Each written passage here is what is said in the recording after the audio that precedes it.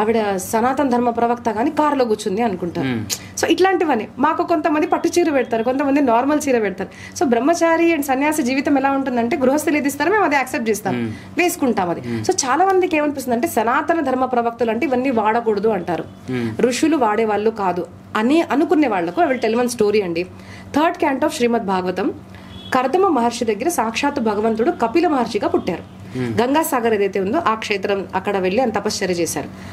ఆయన వల్లే గంగమ్మ కూడా ఇక్కడికి వచ్చింది, ఆయన శాపం, అదే పెద్ద స్టోరీ ఉంది. సో కర్దమ మహర్షికి ఏమైందంటే మ్యారేజ్ అయిపోయింది, మన భాషలో చెప్తాను నేను. మ్యారేజ్ అయిపోయింది, యంగ్ లేడీ అనమాట, వైఫ్ ఇంట్లో ఉంది. కానీ ఇంట్లో వైఫ్ని పెట్టుకొని, అందమైన వైఫ్ పెట్టుకొని ఆయన తపశ్చర్యకి వెళ్ళిపోయాడు. ఆ వైఫ్ అప్పుడు ఒకసారి కూడా ఎందుకు పెళ్లి చేసుకున్నారు మరి, మనం బయటికి వెళ్ళలేదు అని అడగలేదు. తను ఏం చేసిందంటే భర్త కోరిక కదా, సరే అని ఆయన తపశ్చర్య చేసుకుంటుంటే సేవ చేసింది. What ever he needs she provided. అలా చేసుకుంటే తను ఏమైపోయింది, క్షీణించిపోయింది. ఎందుకంటే ఆయన తినట్లేదు, ఈమె తినలేదు. ఇలాగ అయిపోయేసరికి తపశ్చర్య అయిపోగానే భార్యను చూసి, అరే ఇట్లా సన్నగా ఇట్లా అయిపోయావు, వెంట క్షీణించిపోయావు, నీకేమైనా కావాలంటే చెప్పు, నాకు సేవ చేసావు కదా, వాట్ యూ వాంట్.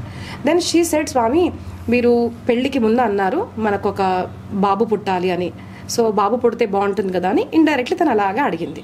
సరే నీ కోరిక ఉంది కదా అని కర్దమ మహర్షి ఒక పెద్ద ప్లేన్ అండి, మనం ఇప్పుడు అనుకుంటాం కదా ఏరోప్లేన్స్ ఇవన్నీ మనకు, పుష్పక విమానం కంటే చాలా పెద్దది, పెద్ద విమానం. ఐల్ టెల్ యూ డీటెయిల్ గా భాగవతంలో ఇచ్చారు. ఆ విమానంలో 6 ఋతువులు ఉన్నాయి. ఆ విమానంలో వాళ్ళకు కావాల్సి తగిన అన్ని వస్తువులు విమానంలో ఉన్నాయి. వాళ్ళు ఏం తీసుకెళ్లేదు, వాళ్ళు బ్యాగ్స్ కట్టలేదు. అక్కడ విమానమేనా లేకపోతే విమానం లాంటిది ఇంకేమైనా? విమానం అంటే విమానం అనేసరికి ఇప్పుడున్న జనరేషన్ వాళ్ళు ఏమనుకుంటారంటే ఆ క్వశ్చన్ బుక్స్ లో వచ్చినా లేకపోతే బయట ఇంకెక్కడ ఎవరు అడిగినా కూడా రైట్ సోదరులు కనుగొన్నారు అనేసి అంటారు. బట్ మీరు చెప్పేదాని ప్రకారం రామాయణంలో పుష్పక విమానం గురించి ఉంది అండ్ భాగవతంలో కూడా ఉంది అనేసి మీరు చెప్తున్నారు. ఇది త్రేతాయుగం ఇది కదా, ఇది సత్యయుగం గురించి చెప్తున్నా నేను. అంటే some lakhs of years back. So even if the youth things that ఇది ఇవన్నీ కల్పన అంటారు కదా, సరే కల్పన అనుకోండి, కాసేపు ఊహించుకుంటారు. మీరు ఇప్పుడు ఏదైతే అథెంటిఫికేషన్ మీరు చెప్తున్నారో ఆ బుక్స్ ఎన్నేళ్ల కిందటివి? శ్రీమద్ భాగవతం రాసింది మనకు ద్వాపర యుగంలో రాశారు. ఆ మాట చెప్పండి. 5000 years బ్యాక్ వ్యాస మహర్షి అన్న ఋషి రాశారు.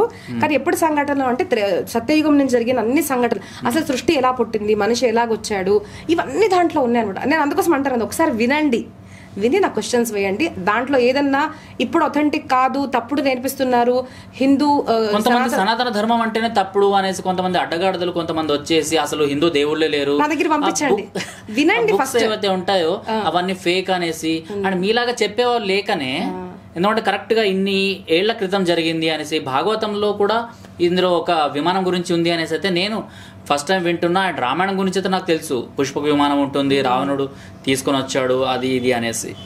బట్ భాగవతంలో కూడా ఇలా ఉంటుంది, అందులో 6 ఋతువులు అన్నది ఇలాంటివన్నీ వచ్చిన తర్వాత ఈ కొంతమంది గొర్రెలు ఉంటారు అనమాట. అంతే కరెక్ట్. సో నేను జాకిర్ నాయక్ లాగా వచ్చేసి మీరు ఇది యాక్సెప్ట్ చేయకుంటే ఐ విల్ కన్వర్ట్ యూ అన్నది కాదండి. నేను ఫ్రీగా చెప్తున్నాను, మనది సనాతన ధర్మంలో దర్ ఇస్ ఫ్రీ విల్ అనమాట. మీరు ఏది కావాలంటే అది చేసుకోవచ్చు. కానీ ఒకసారి వినండి, విన్న తర్వాత క్వశ్చన్స్ వేయండి. వినకుండా ఎవరి దగ్గర మీరు వినేసి క్వశ్చన్స్ వేస్తుంటారు కదా. సనాతన ధర్మం అంటే ఒక టెర్రరిజం అన్న వాళ్ళు కూడా మూర్ఖులు మన దగ్గర ఉన్నారు. బట్ సనాతన్ ధర్మం is the only dharma which spreads peace in the whole world. వసుదైక కుటుంబం అని, అంతే, సర్వజన సుఖినో భవంతు. ఆ సంకల్పం ఎక్కడ చెప్పండి, అసలు సనాతన ధర్మం తప్ప ఎక్కడ కూడా లేదు అది. So wherever Hindus go they will spread only peace. ఇప్పుడు మీరు చూసారు బంగ్లాదేశ్ లో ఇంత చేసిన ఇస్కాన్ టెంపుల్ ని కూల్చగొట్టారు, కానీ వాళ్ళ కొంచెమన్నా మానవత గనక ఉంటే ఎప్పుడైతే వాళ్లకు అవసరం ఉన్నప్పుడు ఫుడ్ పెట్టిన సంస్థ అండి అది ఎంతో మందికి. I think we have heard also, మన యాపిల్ ఓనర్ ఎవరైతే ఉన్నారో ఆయన కూడా చెప్పారు, well I didn't had food, I used to take food from prasadam from ISKCON temple. So అది మన సంస్థలు ఎక్కడికి వెళ్ళినా కూడా ప్రసాదం వితరణ చేయడము, భక్తి ప్రచారం చేయడము, సంతోషాన్ని, పీస్ ని ప్రసాదించే ధర్మం. మన ధర్మం అంటే మన దేశంలో పుట్టిన ధర్మాల్లోనే అది ఉంది. అదే మీరు హిందూయిజం తీసుకున్నా, అందులోంచి వచ్చిన సిక్కిజం తీసుకున్నా, జైన తీసుకున్నా, బౌద్ధిజం తీసుకున్నా, ప్రతి ఒక్క ఈ 4 ఏవైతే ఉన్నాయో, వీటి శాఖలు ఏవైతే ఉన్నాయో, ప్రతి దాంట్లో ఈ సిక్కిజం తీసుకుంటే లంగర్ లగానా అనేసి, జైనులు అయితే మార్వాడీస్ జైనులు అయితే ఇంకా వాళ్ళు బీద వాళ్ళు ఎవరు వచ్చినా వాళ్ళకి ఫుడ్ పెట్టడము, బౌద్ధిస్టులు ఎవరైతే ఈ బుద్ధ భగవాన్ని పూజిస్తూ కొంతమంది మాంగ్స్ ఉంటారు కదా, వాళ్ళ దగ్గర కూడా ఇలాంటివన్నీ. అంటే అన్నం పరబ్రహ్మ స్వరూపం అనేసి వాళ్ళు ఇదంతా చేయడం ఉంటుంది. బట్ వేరే మతాలు అయితే ఈ కల్చర్ నేను ఎక్కడ చూడలేదు. వేరే మతాలు వీటిని ఎప్పుడు యూజ్ చేసుకుంటారు అంటే వాళ్ళని మతం మార్చడానికి. అప్పుడు వాళ్ళ తప్పు అవుతుందో మన తప్పు అవుతుంది. దే ఆర్ వెరీ క్లియర్ అండి, వాళ్ళు అజెండా చేస్తున్నారు. మనం ఎందుకు దాంట్లో పడిపోతున్నాం అంటే యూ హ్యావెంట్. ఇప్పుడు చూడండి, మీరే వినలేదు భాగవతం, నేను అందుకోసం అంటాను. దాంట్లో ఉంది ఒక ఋషి ముని ఎవరైతే తపశ్చర్య చేశాడో ఆయన what he did with the desire of his wife, on the desire of his wife, కావాలి అనగానే అంత విమానంలో తీసుకెళ్లి, మన భాషలో చెప్పాలంటే హనీమూన్ కి తీసుకెళ్లారు. ఎక్కడ? ఆకాశ మార్గంలో ఓ ప్లేన్ లో తీసుకెళ్లాడు. అన్ని ఋతువులు అక్కడ ఉన్నాయి. అప్పుడు వాళ్ళకి కలిగిన 9 కుమారికల్లో ఒక కుమారిక ఎవరు అంటే, మనము నక్షత్రం చూపిస్తాం కదండి, అరుంధతి వశిష్ఠుడు. Arundhati is daughter of Kardama Maharshi. That is the rich heritage of our culture అనమాట.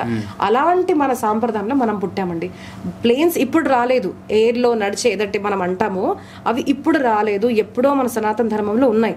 పుష్పక విమానం అయితే తర్వాత, దానికన్నా ముందు ఉన్నవి నేను చెప్తున్నాను మీకు. So all these things are there in Sanatan. సో అలాగ బతికారు ఋషిమునుడు. ఎప్పుడైతే విశ్వామిత్రుడు వస్తాడో అప్పుడు మొత్తం సేన కోసము తిండి, ఫుడ్ అంతా అరేంజ్మెంట్ రాయల్ గా అరేంజ్ చేసింది ఎవరు? వశిష్ఠ మహర్షి. సో మన దగ్గర సెయింట్స్ అండ్ బంగ్స్ ఎప్పుడు కూడా దరిద్రంగా బట్టలు వేసుకొని దరిద్రంగా ఉన్న వాళ్ళు కాదు. We all were rich, every person. ఒక బ్రాహ్మణ్ కానివ్వండి, శూద్ర కానివ్వండి, వైశ్య కానివ్వండి, క్షత్రియ, మన దగ్గర రిచ్నెస్ ఉండేదండి. రామాయణం కనుక వింటే ఫస్ట్ క్యాంటోలో ఐ థింక్ 23rd సర్గాలో వస్తుంది క్లియర్ గా డిస్క్రిప్షన్ దట్ ఎవ్రీ పర్సన్, అంటే మన దగ్గర వర్ణాశ్రమం ఉంటుంది, అన్ని వర్ణాల వాళ్ళకు కూడా సువర్ణ ముకుటాలు, కిరీటాలు, కుండలాలు అన్ని ఉండేవి అనేసి. ఇప్పుడు ఇంత బంగారం కొనాలి అంటే కరువు, మనకు తెలిసి ఎంత రేట్ ఉంది. అప్పుడు అందరికీ ఉండేవి. దట్ వాజ్ ద సామ్రాజ్య ఆఫ్ రామ. సో అంత రిచ్ గా ఉన్న కల్చర్ మనది. But when will you know? When you will know the history అంటే రామాయణ, మహాభారత. జస్ట్ నో, మనం కట్టు బట్టు, లేవడము, నించోవడము. నేను ఇంకో మాట్లాడతానండి, 7 వారాల నగలు అన్న కాన్సెప్ట్ ఎక్కడన్నా విన్నారా? వినలేదు. జస్ట్ మన చెవికి ఎన్నో ఆభరణాలు వేసుకుంటాం మనము. అన్ని ఆభరణాలు గోల్డ్వి ఉంటాయి. ముక్కులో ఎన్నో ఇక్కడ ఉంటుంది, ఇక్కడ అన్ని ఉంటాయి కదండి. అది కాదా 7 వారాల నగలు అంటే? 7 వారాల నగలు అంటే 7 days డిఫరెంట్ జ్యువెలరీ అన్న కాన్సెప్ట్ ఎక్కడుంది చెప్పండి. So that is the richness of our culture. So మనకెవరో వచ్చి కొట్టుబట్టు నేర్పించే అవసరం లేదు. మన దగ్గర చాలా రిచ్ కల్చర్. మన క్లోతింగ్ కానివ్వండి, మన దగ్గర హ్యాండ్లూమ్స్ కానివ్వండి, మన ఆభరణాల్లో వెరైటీస్ కానివ్వండి, ఇవన్నీ మన భారతదేశంలో ఉన్నట్టు ఎక్కడన్నా ఉంటే నాకు చూపించండి. Proof. Let us have a debate, let us discuss about all these things. So when you don't know, అంటే మీకు తెలియదు సనాతన ధర్మ కల్చర్ ఏంటిది. సో అందుకోసము తెలియని వాళ్ళు తప్పుడుగా ప్రచారం చేస్తున్నారు, తెలిసిన వాళ్ళు తెలియని వాళ్ళు వాళ్ళ ట్రాప్ లో పడిపోతున్నారు. ఎందుకంటే మనం భాగవతం, రామాయణం, మహాభారతం ఎప్పుడు దాకా వినమో అప్పుడు దాకా మనకు how was our social status అన్నది మనకు అర్థం కూడా కాదు. అప్పుడు మనం ఎలా బతికే వాళ్ళము, రాజ సంస్థ ఎలా ఉండేది, మన ఇల్లు ఎలా ఉండేవి. మీరు చూడొచ్చు, రామాయణంలో కూడా చెప్తారు మనకు ఒక్కొక్క అంటే పిల్లర్ కూడా మొత్తం సువర్ణాలతో కూడి ఉండేది. సో అట్లాంటి ఇళ్లలో మనం బతికామన్నమాట. That was our rich culture. ఇవన్నీ తీసుకెళ్లి ఇప్పుడు మేము బ్రిటన్ లో చదువుకుంటామండి, లండన్ వెళ్తున్నాం, we are feeling proud. But that Britain or whatever those countries are formed with our own money అని నేను చెప్తున్నాను ఖచ్చితంగా.